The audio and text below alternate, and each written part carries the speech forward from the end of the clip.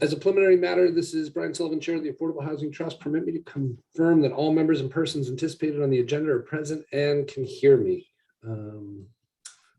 Penny Dye? Here. Brooke Moore? In attendance. Chantal Murphy?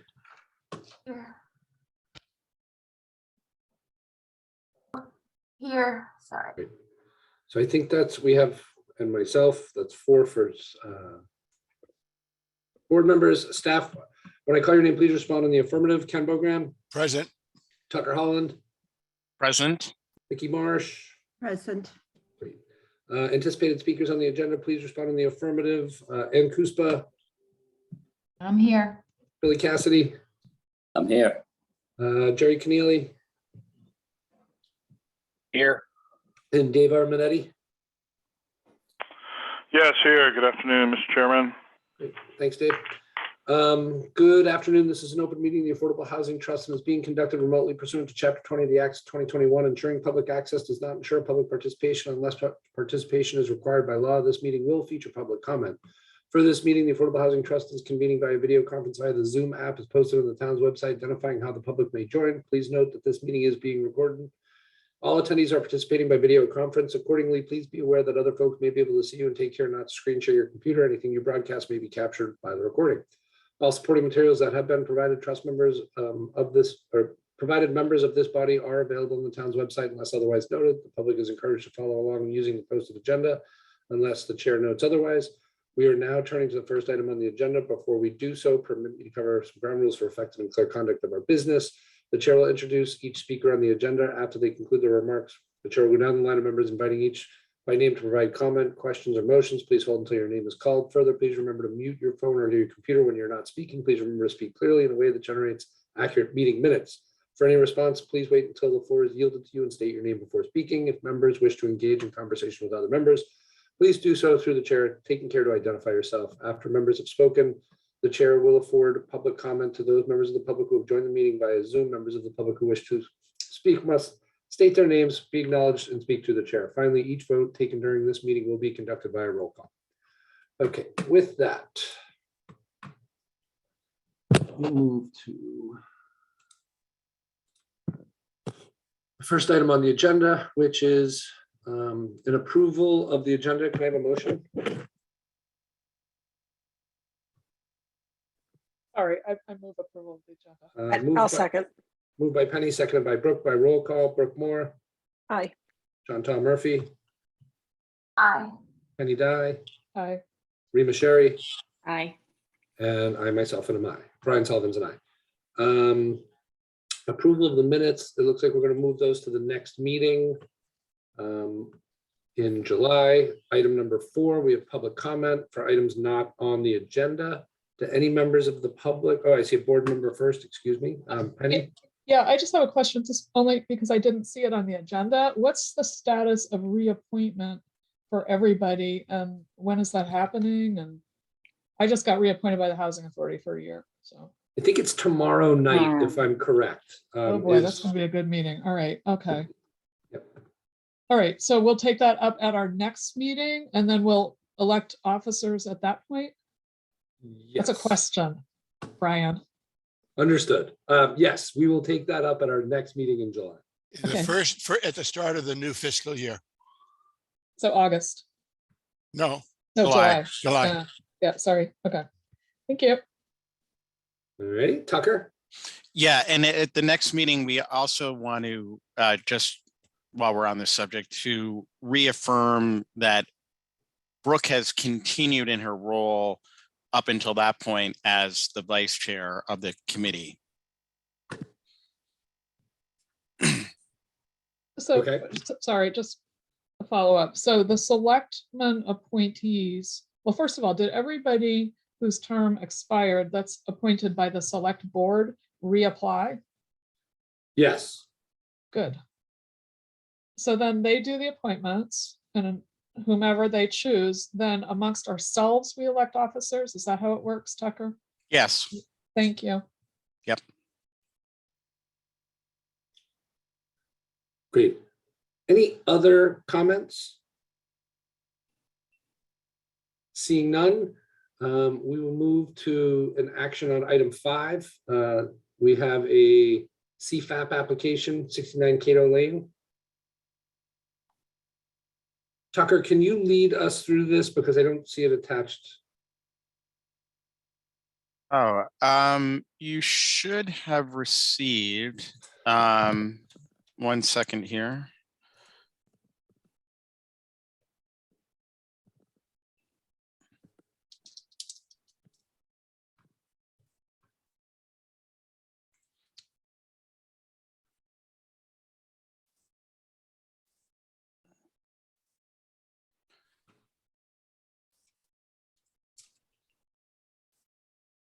So I'm just going to go ahead and screen share here. 1 moment.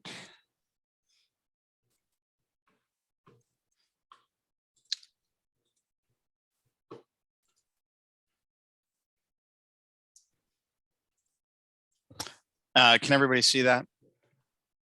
Yes. Yep. So you should have received a application from Housing Nantucket on behalf of William Mosey. This is the standard CFAP application. The applicant has been qualified by Housing Nantucket with regard to the Covenants Need program.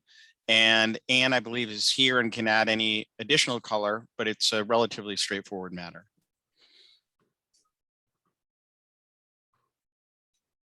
Anne, do you have any commentary, questions, or? No, not really. I mean, he's already been approved at 69 Cato. There are other covenant properties in the area. We don't see an issue with this one, and he wants to get started. As I'm looking at this on MapGeo, Anne, I see that there are 2 structures on the lot now. So will this be an instant creation of, it's not a lot, it's an actual cottage? That's right. Yep.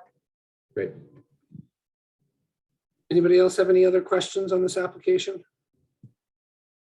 Seeing none, look for a motion by a hand. Rima, Motion to approve the Mosey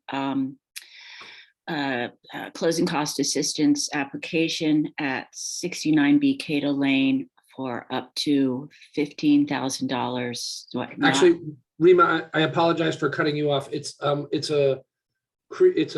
lot creation application. Oh, a lot. Oh, not- it's the yeah, CFAP, so up to 10,000. Cfap. Okay, for the covenant creation program, and that we go up to 10 for that one. Correct. Okay, for up to $10,000 in a loan form. Great.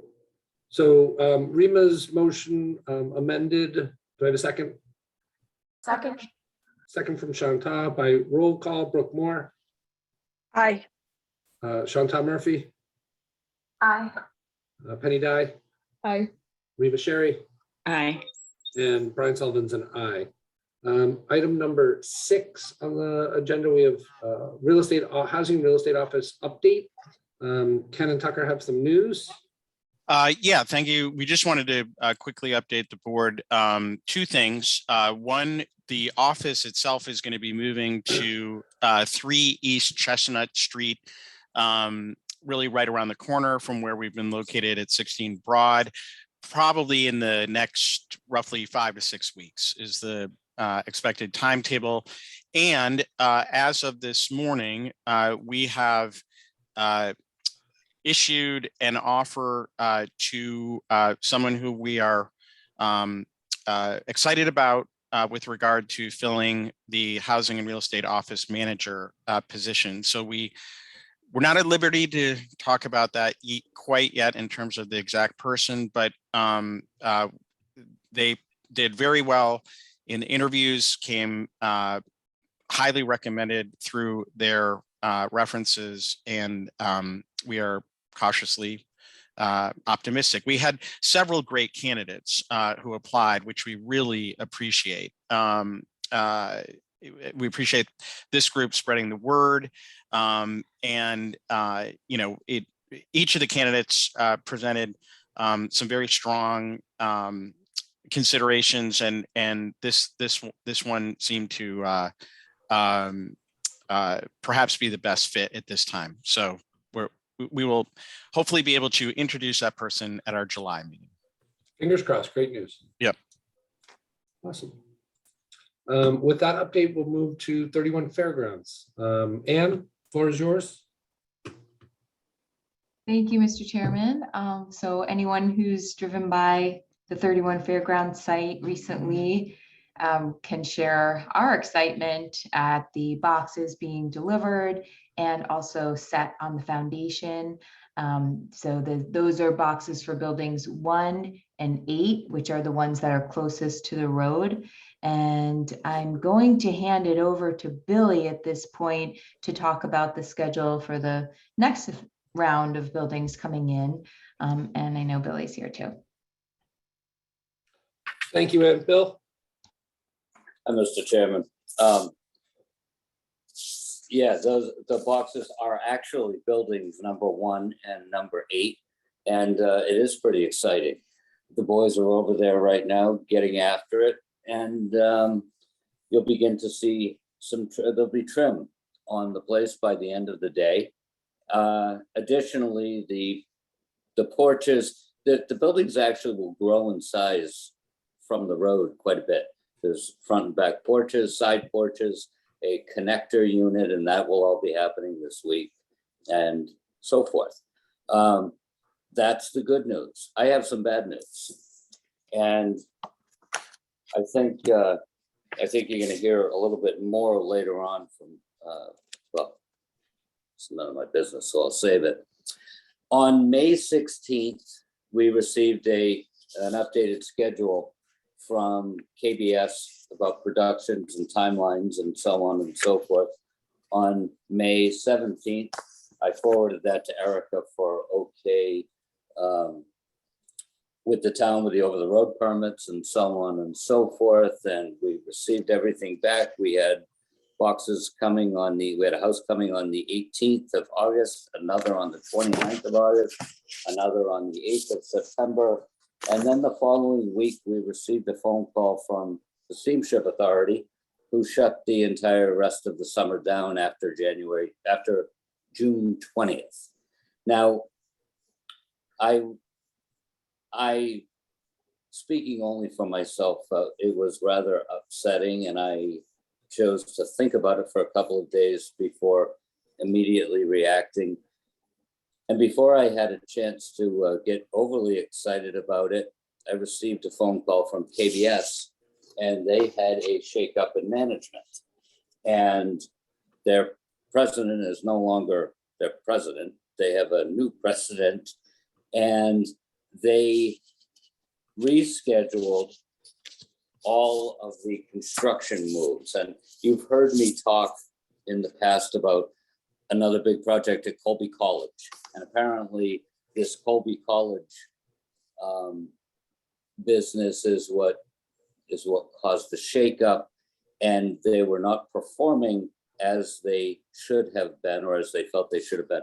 Bottom line is this: we have a new schedule, and ultimately they are not going to be able to produce before our first house is coming on what was our 3rd reservation now. But we have solid deadlines for September 8th is the next house that comes. It's building 3. And then the boxes come offline in this order. After that, all boxes are offline by September 15th for building 2, September 27th for building 4, October 13th for building 5, November 1st for building 6, November 21st for building 7. The barge dates will all happen, presuming weather and so on and so forth, roughly a week after those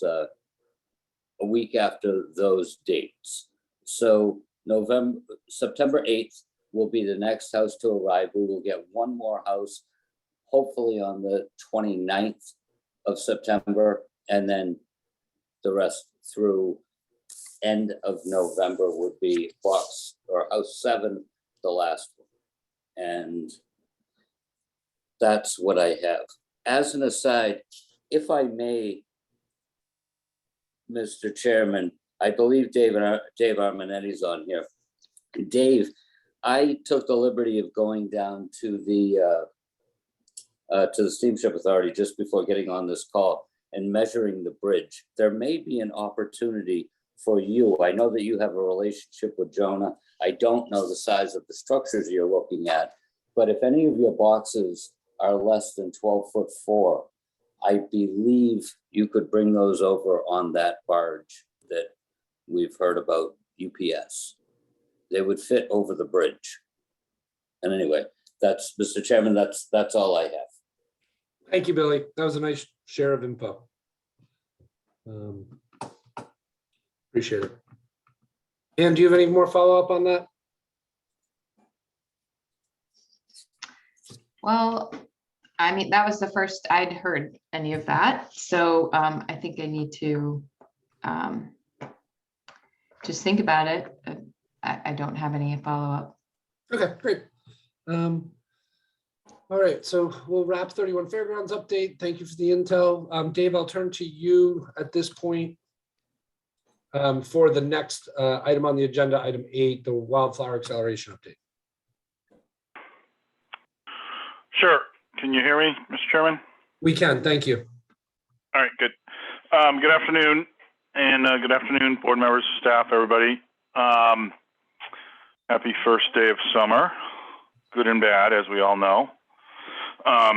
Worse for you guys, because you're on the island and I'm on the mainland. So I don't have 40,000 people driving and walking around me. Let me just deal with our Wildflower Drive, Blue Stem Drive project progress first, and then I'll speak to Billy's perspective and information on the summer shipping and Steamship Authority, which we appreciate his assistance and perspective on. In terms of our Meadows 2, Wildflower, and Blue Stem, everything continues to go great. We're cranking along on the remaining construction. The second building has a certificate of occupancy, the M building, which is the 10-unit building closest to Old South Road. So people are moving in there. Some of them are even starting to pay rent, which is good.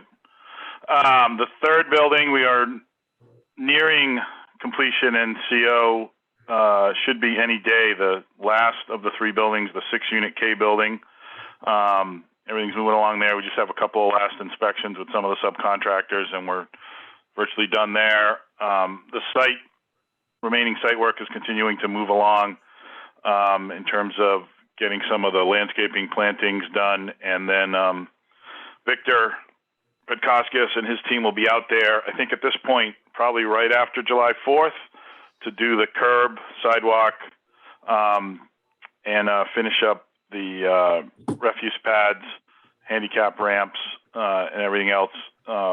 We're still going to wait a while before we do wearing course paving in the parking lot to get construction finished and let it settle a little bit.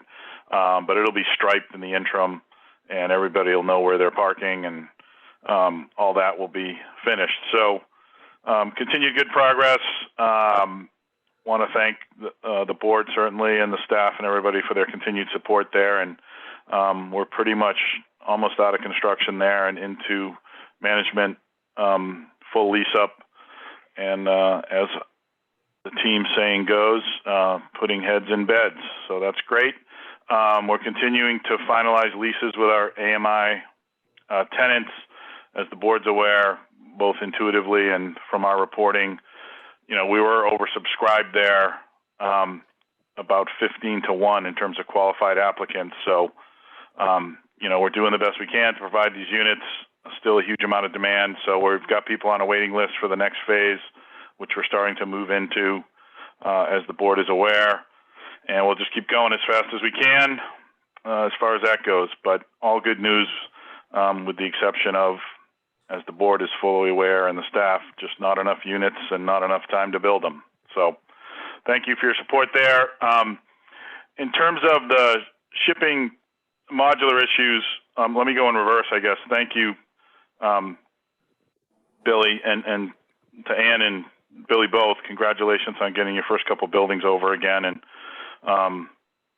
sympathies on your delay there with your modular company. We've had to juggle that with our own modular companies, plural, a couple different times, and it's not easy, but everybody's working together, and you'll get there eventually. And a couple months hopefully doesn't kink up the works too badly.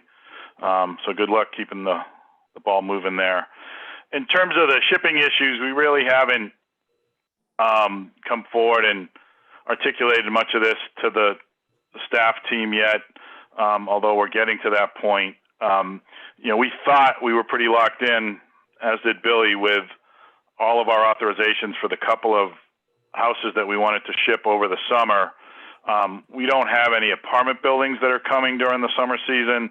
Our next apartment building is our 8-unit building at 47 Beachgrass, which is scheduled to come the third week of September, and that's still on schedule. But we were trying to get 4 houses over during the overall summer, one of which just came in yesterday, which is 23 Honeysuckle. And we had 3 other AMI restricted houses. One was 175%, 2 are 80% AMI houses, all 3 of which have buyers, 2 of which have been waiting quite a while already because we've been trying to hustle to catch up on our construction schedule. And we had been planning for months to get these houses over. Obviously, not that market rate houses aren't important, but AMI houses are even more important in terms of time and, demand. So we had coordinated everything with the town from a permitting standpoint. As Billy mentioned, the over-the-road permits we had planned out and strategized with Erica Mooney and her team, and they were great in terms of guidance and being ready to issue those permits. Police details weren't a problem, even though we know the police department is tight on staff and employees this summer, even more so than usual. They were willing to help out. Our modular transportation companies, both 41 North and Jonah and his team out of New Bedford, and Michael Day and Jessica and the team at Atlantic Aeolus were all ready to go. We had everything coordinated. And then we heard back a couple weeks ago, as Billy mentioned, through Jonah at 41 North, that regardless of our request and all the coordination we had started to make, the Steamship Authority was not willing to let us bring these last 3 houses over during the summer, which is disappointing, frankly. We think, never mind the overall mission and the importance of all this to the island and quality of life and everything we all know about. We'd spent a lot of time and effort with all these different parties and all these different agencies working together to try and get this all in place. We're only talking about 3 houses and 12 boxes. They're the smaller boxes. They're not the bigger apartment buildings that are harder to get through town and take a little bit longer. And while we certainly understand, the intensity of what goes on down at the steamship terminal during the summer, we thought we had a process worked out where we were willing to do it at night after the big boat left, even later in the evening if they were comfortable with that. We were willing to take all the risk of putting up our own lighting, of getting extra police details, having Richmond personnel down there personally to help coordinate things. We even offered to put up a security deposit with the Steamship Authority just for those 3 deliveries to make them feel more comfortable. They seemed to be amenable to all that. And then, as Billy said, we got a phone call and said, sorry, we can't help you. You're out of luck.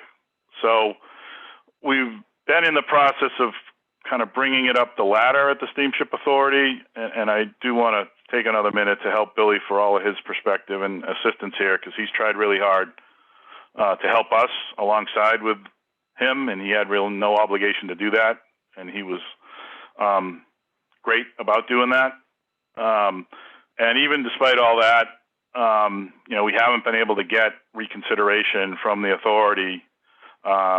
We've gone to the management up as high as we can get, and we've been politely told, sorry, we can't help you. In the last couple of days, we've now started going through Libby and trying to get the select board involved in addition to some other parties. So we're going to continue to try that. I guess we'll defer to Libby whether she wants to involve any of the other staff or political resources of the island once she has another day or two to think about this. But, you know, we get it. It's busy over there. It's crazy. They need every parking spot they can have. But, you know, we talk about this all the time, and the board's aware. At this point, we have transported about 210 separate modules to the island, which is more than 50 separate barge trips. No, we haven't had a single problem, whether it's, you know, a house, an apartment. You know, occasionally there's a little delay moving a parked car going through town, but, you know, Mike and Jessica and their team are really well versed at this. The police department really has this down pat now. You know, a lot of people on the island can speak to this. It's something that everybody's kind of mastered and works together on. So, you know, we were really willing to do just about anything within reason that the Steamship Authority might require to do this, because there are people who are qualified. They have lending commitments. You all know how difficult it is to have to start over if you've got to start over on your appraisal and get your loan redone. And never mind the fact that a lot of these people have commitments where they have to leave their housing because they've already got a commitment from us and they're ready to move in. And, you know, Ann deals with this all the time, more so than us. It's heartbreaking when you hear these stories of these people that we're all trying to help out. And, you know, we're just hoping for some reconsideration if we can. So certainly we understand the challenge that the Steamship Authority has and the staff down there, particularly during the peaks of the summer. But again, we were willing to do it on any day they wanted, any time they wanted, any way they wanted. And we're just not getting the support that we had hoped. So that's where it stands. Not to cry on everybody's shoulder too much, but if anybody's got any ideas or might have a different perspective, that's where we stand. And again, I do want to really thank Billy for his efforts and commiserating with me and letting me vent a little and helping us out when he really didn't have an obligation to do so, and really being a stand-up guy as far as that goes. So thank you. I was muted. Yep. Dave, thank you very much for the update. I'm sorry that you're going through this, but as you said, we understand the logistics of all of these issues. Billy, you had a quick follow-up? I did, Mr. Chairman. For anybody that is unfamiliar that's on this call, I want to just draw a bright line between what Dave and I are trying to do, dragging modulars over the road, versus structural moves, which are not permitted, logically so, you know, in the middle of the summer, I think from June 15th to September 15th or what have you, where you need to include utilities and so on and so forth. This is not that. Got it. Thank you, Billy. Brooke, I think I saw your hand. Yeah, Chantal got booted out of the meeting. She's trying to get back in. Tucker, do you see her in the waiting room?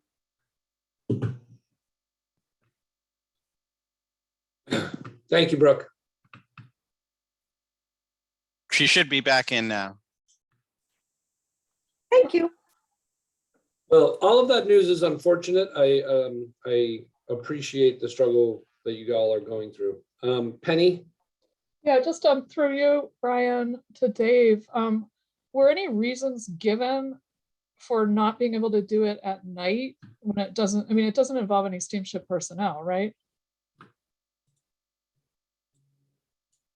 Through you, Mr. Chair. No, and that's why it's kind of extra frustrating. We thought we had happened on an idea and approach that they were supportive of, which is, you know, once the big boat leaves at night, then we've got, you know, whatever it is, 6 hours to get it done because there's nothing else going on. And it's, even when it's crazy there in the summer, you know, and they still have standbys into the evening and overnight, as I understand it, there's at least a little bit of more room there than there is normally. So that's why we'd made the offer. There's no reason for steamship staff to be there. We offered, if they wanted to have staff there, to even pay overtime or whatever. We offered to pay for additional police detail. We were going to provide our own lighting to make sure it was safe. We had that arranged with Jonah. So yeah, to your point, that's why we thought it was such a palatable option. So, I mean, again, we get it. It's a nightmare down there, and we understand. That's why we tried to propose different ideas. We certainly weren't silly enough to say, oh yeah, we want to do this on a Friday, or we want to do this on a Monday, Right. We tried to figure out a way to do it at the slowest time where there'd be the least possibility. And, the reasons given were what you would expect, which is regardless of the fact that you guys have performed before and you're using staff that understand the process and have done this, things can go wrong. And occasionally, they don't get the boxes out in time and they clog up a couple of parking spaces for another half hour, and we just can't have that. Part of it, I think, is just the bureaucratic structure of the organization, and sometimes you just can't win even with a good argument. And, we've had a great relationship.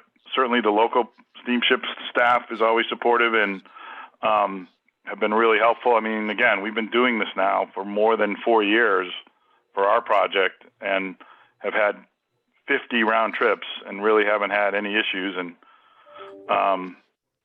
but that's basically the kind of reasons that were given.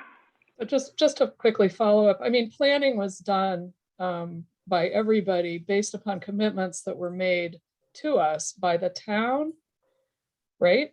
And the steamship.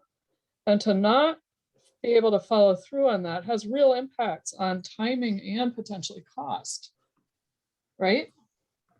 I just think there's an obligation.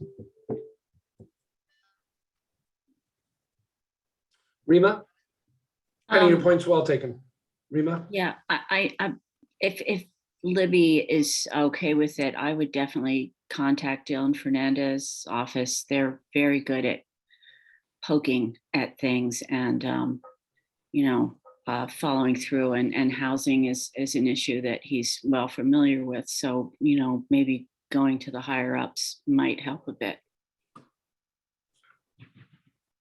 The real concern here being the closing of the loans and the rapidly rising interest rate environment. So, being stuck in a construction loan that you can't refinance until you get your CO is a tricky place to be. Any other commentary here? Seeing none, I'll close this item and move to the next on the agenda. Thank you, Dave. Yeah, thank you all for your support and ideas. We appreciate it. 7 Amelia Drive RFP. We had discussed this at some level at the last meeting and some of the hopes and goals that we were looking for. I do understand that this has been a very busy month, short-staffed at the housing office. So I don't believe we have the RFP today to review, but Tucker, I wanted to give you a minute here. Yeah, thank you, Brian. And that is 100% accurate. But we do have, I see that Jerry Keneally is here. And I think at the last meeting, there was a discussion around the prioritizing of the type of housing that might go at this site. And I kind of walked away from that meeting, hearing the board, putting an emphasis on rental at that particular location. And I think that Jerry just wanted to maybe speak to that a little bit. Sure. Thank you very much, Tucker and Mr. Chairman. I guess going back about 4 or 5 months ago, meeting with the town, Andrew, and then with Tucker and even Brian yourself Mr. Chairman yourself, was to discuss, what's next project for Habitat. And our current status is that we'll be the Benjamin Drive, the 3 homes, shy listed homes that we're doing after a month delay due to crane issues and some schedule issues with the set crew is we will be craning and setting those tomorrow. So they'll be homeowners will be in by Christmas who've already been picked. We had 65 applications for those 3 spots. We're excited that we are going to be, putting something in for next year. Reality is we have no land for next year. And we have no projects to work on. It was discussed that this 7 Amelia Drive could come up and possibly be sent our way. We had an architect look at it. He drove out, he drew 3 different designs, a duplex and single family. And it turns out due to parking, due to keepers, due to the easements, that the best thing to fit in there with appropriate parking and look for Amelia Drive would be two single family, it could be 2 or 3 bedroom, 2.5 bath homes. And that could be done, and we could order those. As you know, the delay in getting things here, you have a lag. So if we want to work in 2023, we need to order those by this fall. So it's a big amount of work to do. Now I've heard that you may be shifting your emphasis towards rentals, and I would just say that, we would like Habitat we're basically don't have any work scheduled for next year. We would like a project to do. You've all been extremely helpful to us. There are 3 empty lots on Waite Drive that I know we have some issues with MAPA. That's been years in terms of getting that application adjusted so that we can build. There's also Tacoma Drive. We've looked at some other lots together, Brian. So the reality is we just would like you to consider that Amelia Go 2, we have designs drawn if becomes available to us, and we'd like to get something get working for next year. So I know you have a big slate of things and you have a big maze to work on, but we'd like you to consider something for the ownership, the 80% or lower ownership side that's shy listed, and we can deliver for you like we have in the past. Great, thank you, Jerry. Do any members of the board have questions for Jerry while we have him? Go ahead, Brooke. The only question I have is, does your analysis of the parking really mean that site is only going to ever be 2 units? Well, because there's an easement along the back where Keepers is, which Keepers, I guess, is changing hands. And you'd have to come in order to fit, if it was 3 units, you did 6 parking spots. In order to fit it, you have to come along the back line to have parking for those, no street parking, to have parking for the 6 cars. We'd have to get some type of easement from the new owners or existing owners to have a car to be able to turn around. It's kind of an odd shaped lot. You have the curve on the one side on Amelia, and then it's cut short on the far side off Waite. So it's a long rectangular lot, not a particular square lot. The dimensions are quite off.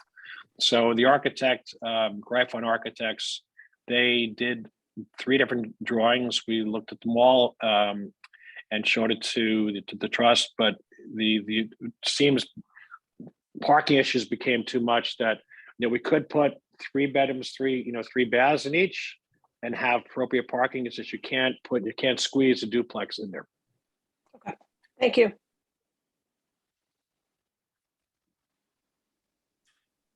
Any more comments, questions on the future of the RFP there? So Tucker, hopefully we can work towards having a draft on that. And is the finance department back up staffing level wise to be able to do that? I know that they were down at finance in procurement. Yes, they have gotten a new procurement person. And so we should be able to have something at the next meeting that has, gone through their review. Okay, yeah, great. Just one other, if something can be done, I can see you may have plans for Amelia Drive, but if something can be done to move that MAPA issue along with Andrew Vorse's office, that would be extremely helpful because it has been sitting on the desk waiting to be done, and from what I know, it has not been done. And I know that the town was waiting for a few years ago. We asked for more lots along Waite, but they wanted the master plan was not complete. It finally was somewhat completed, I guess. So now they know they're going to be putting 2 dorms, which certainly would allow for 3 extra lots, which we could build 3 or 4 homes on that if we were given the Waite Drive properties. Great. Thank you, Jerry. Tucker, do you have some news on the MIPA issue? Yeah. So maybe fortuitously, Andrew called this morning because the money that he has had for engaging engineers and consultants to work on that actually vanishes on June 30th. So he needs to commit it in the next week. And so he is aggressively working to lock up an appropriate engineering firm. And we talked about a couple, and I know that he is already in active communications with them. So hopefully that is something that can get resolved in the the relative near term, and that would open up a lot of possibility if the waiver that he is seeking for that overall site can be obtained. That's great news. Excellent. Okay, with that, we'll close item 9, other business, select board state of housing workshop on Tuesday, July 19th. Brooke, do you want to take this or Tucker? I see no from Brooke. Okay. It's Tucker? on my calendar, but I don't know a thing about it. Okay. Tucker or Ken, do you want to enlighten us? Jerry's put his hand up, Sully. I don't know. Oh, what I'm he- sorry. He's all good. I think he was muting his iPad or something. Okay. Sure. Yeah. So the select board has scheduled a special housing workshop on July 19th. I'm not actually exactly sure of the time yet, but that 4 p.m. Is it 4 p.m.? I just got a 4 p.m. from Brooke. Oh, 4 p.m. That's what she's Perfect. got on her calendar. Excellent. All right.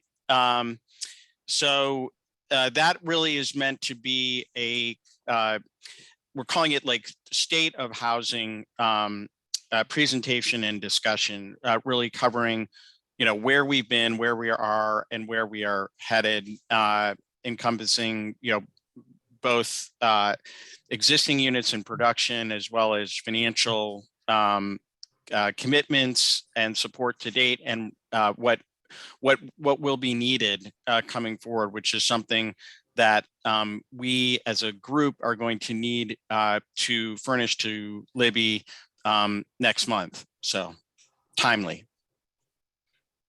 Okay. And then after that, we've got on the calendar the 12:30 on July 26th. Yeah. So our regular meeting would normally occur the same day as this. Ken, would you mind muting your? Sorry. Yep. Thank you. Would normally happen on the same day as this housing workshop is scheduled for, and so I'm proposing that we have our meeting actually the following week and at the same day and time rather than on that same day, if that's amenable to folks. I'm seeing some head shaking. Yes, that seems okay. Just is that too, my question is that too long to go without a meeting? We could potentially look at a little earlier if we get through what we need to get through in our executive session today. I'm not sure that it's too long, but we could also, if we needed to schedule something on a more urgent matter that we're not aware of today, we perhaps could do that as well. I'm kind of circling back to the whole officer thing, I guess, in my mind. Vicky? So I just want to remind you that we have conveyance acquisitions, I should say, of 30 acres coming up. And we need purchase and sale agreements for 14 Somerset. So there were some things that really could use your attention. I don't know the availability next week to try to get these documents signed and approved. Let it be noted, I will be away until from Thursday to Thursday. So I'm not available for a signature if I've already been authorized to do one. We may need to amend that today. So, I mean, we could have someone else be authorized to sign it if need be. For those documents, we could just do a special. So Vicky, are you saying, have to be the chair. do you need a meeting once the documents are ready? So we're supposed to close on 8A 30 acres, and they're not quite, the documents aren't quite ready yet, but I can certainly, I'm going to certainly try to get them ready for next Thursday. The other thing is the purchase and sale agreement, which we're working on for 14 Somerset. I have to recuse myself from that. Any discussion of it, please? Thank you. So it sounds like we will need a brief meeting after the documents are prepared. So once we know the documents are prepared, you have to put it out there, Tucker, 48 hours in advance, and we'll have a meeting. I can attend a meeting, but I can't be present to sign something. What do you go away this Thursday, Brian? This Thursday until next Thursday. So Vicky, based on the timing you mentioned, does it make sense for us to consider having a special meeting next Tuesday? That would be, yeah, I'm hoping to have everything, I would hope to have everything wrapped up by then. So why don't you post that on Thursday, Tucker, if it's going to happen, and we'll go from there. Great. Okay, thank you. They're my neighbors, so I'm assuming I also have to recuse myself. Okay. From So- both matters or just one, Chantal? 30 years discussion. Sorry, I don't have much of a voice. And also, I can't meet on Tuesday. I could meet on Wednesday next week. Just so you know. Is Wednesday at 12:30 generally good for people? I could do Wednesday at 1 o'clock on next week. Wednesday at 1. Wednesday at 1. I had to go and open my mouth. All right. I'm gonna come back to you because I may be on a plane. I need to figure that out. As long as we have a quorum, that's all that's necessary. Okay. But- So We'll send something out afterwards, polling people. Yeah. Yep. Okay, thank you. yep. Okay, so that covers other business. Item 9, board comments. Are there any board comments? Seeing nobody jumping to the mic, we'll move to executive session. So I'll be looking for a motion for executive session. Penny or I'll do it. Great. Penny's mic is on. All right. I propose that we adjourn this meeting for the purpose of going into executive session, not to return to the regular meeting, to consider the purchase, exchange, lease, or value of real property, where an open meeting may have a detrimental effect on the negotiating position of the public body. Is there a second? Second. Second from Chantal by roll call. Penny Dye, Aye. Brooke Moore, Aye. Rima Sherry, Hi. Chantal Murphy, Aye. and Brian Sullivan's and I. Okay, great. We'll see you on the other link.